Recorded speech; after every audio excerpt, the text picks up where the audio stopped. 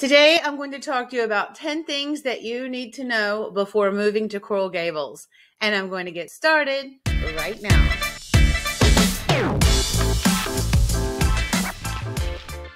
Hey everyone, my name is Jamey Prezzi. I'm a real estate agent in Miami-Dade and Broward counties. And today I'm going to talk to you about 10 things that you need to know before moving to Coral Gables. But first, if this is your first time here, hit the subscribe button so you never miss another update. We do put out new videos every week. Also, use the link in our information box. I do have a guide page that you can register for. And just instead of downloading one guide, I have several there for you. So make sure that you subscribe to that page, and there's a relocation guide. There's also a market update and just lots of helpful tips. I hope they're helpful. People say they're helpful. So be sure to use that link and download that information now. I also have all of my contact information in the information box. If you like, you are more than welcome to give me a call or text me or also shoot me an email. We just want to be a resource for you, and we are here to assist. Many people, when they're thinking about buying real estate in our area, they always mention Coral Gables. And Coral Gables is one of the most popular neighborhoods in Miami-Dade. It has a great location, and there are a lot of different buying opportunities in Coral Gables. But there are some things that you really need to know about Coral Gables that can be a little bit different than some other parts of the city. So in this video today, I will go over the 10 things that you need to know before moving to Coral Gables and some pros and cons.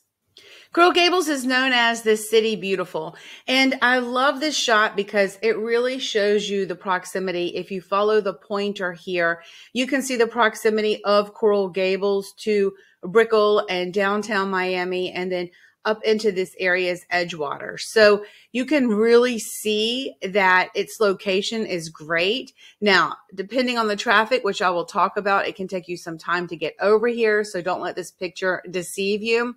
But Coral Gables has a really nice downtown area, and it feels like a nice suburban city in Miami-Dade. So one of the best things about Coral Gables is the location. And I would say this is definitely a pro about Coral Gables. Coral Gables, you can see the pointer here, is located in this area. The airport is over here. And you can see if you go up this Highway 1 into downtown Miami, this is also Brickell. This is downtown Miami. And this is the Edgewater neighborhood, Wynwood, Midtown. And then you can see here, this is a bridge that goes over into 41st Street in Miami Beach. And this is the bridge that goes over into the south of 5th area and South Beach in Miami Beach. So overall, the location of Coral Gables is very desirable. Coral Gables feels and seems like it is a very central location in Miami-Dade, and it is. However, you also have to remember there are a lot of other very busy cities around Coral Gables. And so depending on the time of the day that you're trying to access Coral Gables can really determine the type of traffic that you're in. So if you are on these highways, although 836 and 826 are great highways in which to access Coral Gables, if they're busy, it's going to feel like it's hard to access Coral Gables. And also you have this Highway 1, which ideally would be a great way to travel up and down from Miami, from downtown Miami and Brickell into Coral Gables. This street can also be very, very busy. So you really do have to plan your day. But I would say really that's for any major city and also throughout any other major cities within Miami-Dade County or Broward County for that matter. But you just have to remember that along with the great location, and because it's a great location, can come a bit of traffic. So depending on what you're doing throughout your day, you really do have to plan your time wisely if you want to avoid major traffic. Next, Coral Gables property values have steadily increased throughout the last 10 years. And obviously it's because it's a very desirable place to live. So this is a quarterly market report of the average price per square foot in Coral Gables for single family homes. That's how I'm breaking everything down. And you can see that from the second quarter of 2012 through the first quarter of 2022, the average price per square foot in Coral Gables has appreciated. There are obviously some lower times and higher times like now, but I just thought this would show you that Coral Gables overall has been a very good investment for people who've purchased single family homes. Right now, based on the months of closed sales in Coral Gables, there's a little bit more inventory than in March of 2021. However, Coral Gables, as of May 2022, is still in a seller's market based on months of inventory closed. In discussion about property values, I obviously just gave a pro because of the appreciation of the home values in Coral Gables over the last 10 years.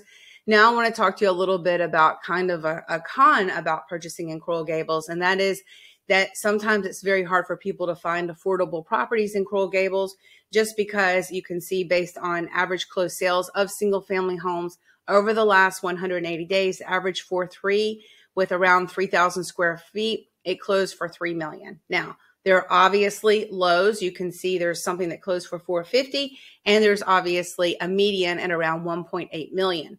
But it is very safe to say that Coral Gables overall is not a very inexpensive place to purchase real estate. Active listings on the market right now, you can find single family homes from $659 to $39.5 million. And based on closed sales over the last 180 days from $450 to $45.25 million. Another really great thing about Coral Gables is they do have a downtown area where there's shopping and dining and little bars and restaurants, and just it's a really nice little outside atmosphere. It's not a super huge area, but it's a really nice area that people like to enjoy. There are a lot of beautiful parks and golf courses and just great outside activities. However, I do have to give a con about the outside part of Coral Gables, and that is that there is not a beach in Coral Gables. So that's just something to know. It's sort of a trade-off for living on the beach or living on the mainland. One thing about Coral Gables that's important to know is if you're buying in sort of the starter price point in Coral Gables, you're probably looking at an older property with a very small lot size. So their lot sizes tend to be a little bit smaller than some of the older neighborhoods throughout the city. That's just something to keep in mind if a big green space is really important to you in terms of buying a home. The lot sizes in Coral Gables are a little bit smaller. Another thing to know, which I don't really think is a con, but sometimes people just do not like septic systems, but most of the single family home properties in Coral Gables are on septic systems. So that's just something to know. And if you are purchasing a property that has a septic system, well, definitely ask if it has a septic system. And sometimes people don't even know if they have one or not. So just always inquire about that, do a little bit of due diligence, and definitely get a septic system inspected if you're buying a single family home in that area or any area that has septic systems.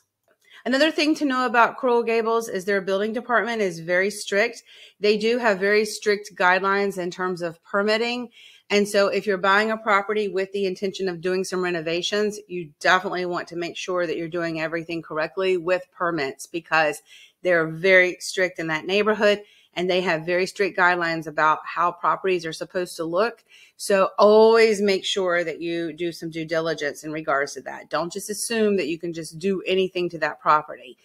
They are known as being big sticklers there, which could be a good thing, but it's just something to keep in mind. Coral Gables is a wonderful neighborhood, and we know so many people who live in that neighborhood and just adore it. And a lot of our clients live in Coral Gables as well. If you have more questions about moving to Coral Gables and some tips about what you need to know, always feel free to reach out to us. My name is Jamey Prezzi. This is my husband, Ogden Prezzi. You can find us online on Instagram at The Prezzis. Also, our website is theprezzis.com. We always hope to be a resource for you. I hope you found this helpful, and we will see you soon.